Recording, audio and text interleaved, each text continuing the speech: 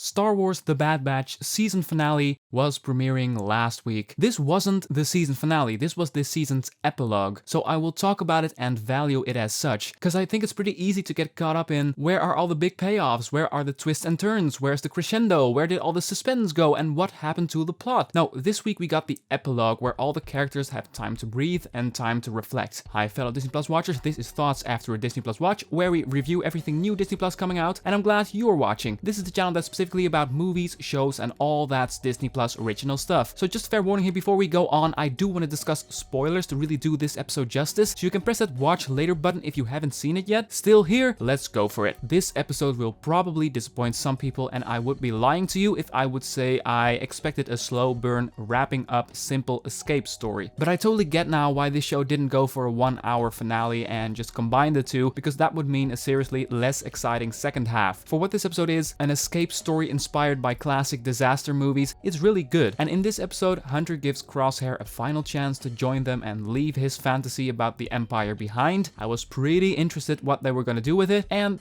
they're kinda leaving it up in the air. I mean, yes, he chooses to stay with the Empire, or so it seems. After this ending, I'm not sure where we will find him in season 2, because you see him constantly doubting himself throughout this episode. I can see a subplot happening in season 2 where he's operating under the Empire, but doing more and more his own thing and disobeying orders, finally realizing by the end that he has made the wrong choice. I think that is where they're going. I love the opening scene where we see Rampart overlooking all the destruction and this clone trooper coming to him and saying, "The cities have been destroyed, sir. All Kaminoan facilities have collapsed into the sea." And you hear the doubt and the pain within his voice. This clone has really hard time dealing with this destruction to his birthplace, so to hear himself say that, that must have been pretty painful for him to do. Stories where heroes and villains help each other through crisis often work because we see characters rising above their ideological differences, and just seeing them help each other in this episode was pretty satisfying. Omega rescuing Crosshair shows once again how big her heart is and how she's willing to put her own life in complete danger just so she can have a shot at saving him. We also see her trying to rescue AZ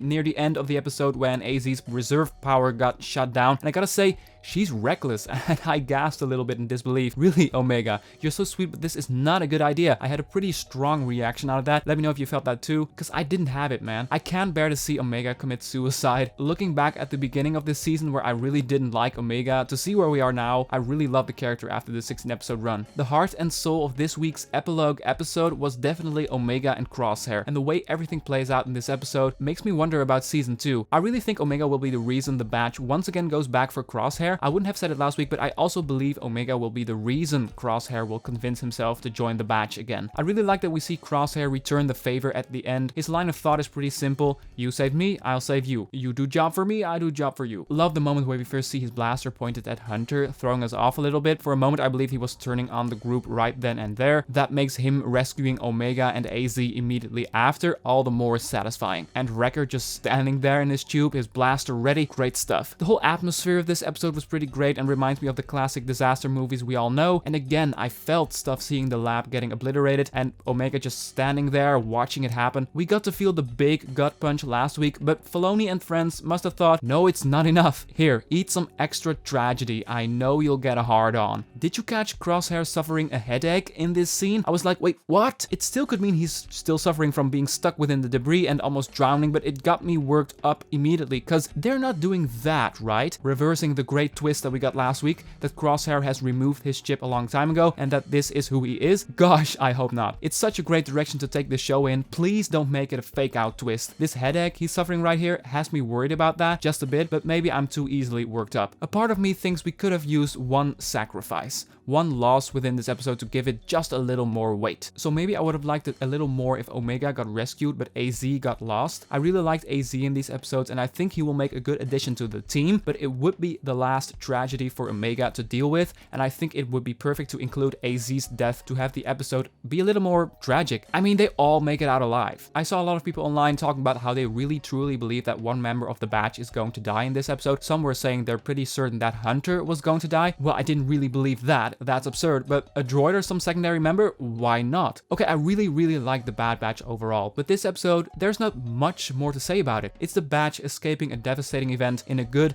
epilogue episode. Really like the disaster movie atmosphere, Crosshair and Omega returning favors and saving each other's lives. That's really sweet. This episode had a few memorable moments, but Aziz's sacrifice could have been a real death, if you ask me. Not blown away by this finale in name only, but to be fair, as an epilogue, it works really, really well. I'm stoked for the second season. It can't come soon enough. And the tease at the end, maybe I expected a little more here. We knew Nala Se was going to be used by the Empire, at least that's what I thought. They will be up to something, but I thought we were getting a little more to have us worked up and theorizing for the coming year. But hey, we got what we got. I'm thinking about wrapping this up. My ranking of all 16 episodes will be up very, very soon, so make sure to stick around for that. Thank you so much for watching. I'm curious, what did you think of this last episode? Be sure to let me know in the comment section. Don't forget, if you enjoy the idea of discussing Disney Plus content with us, that red button looks familiar, right? And if you're interested in thoughts on previous episodes, it's all in the description, or you can browse the channel page. Did you like this video? Then be sure to consider giving that a click. Thanks. For now, have a wonderful day and see ya.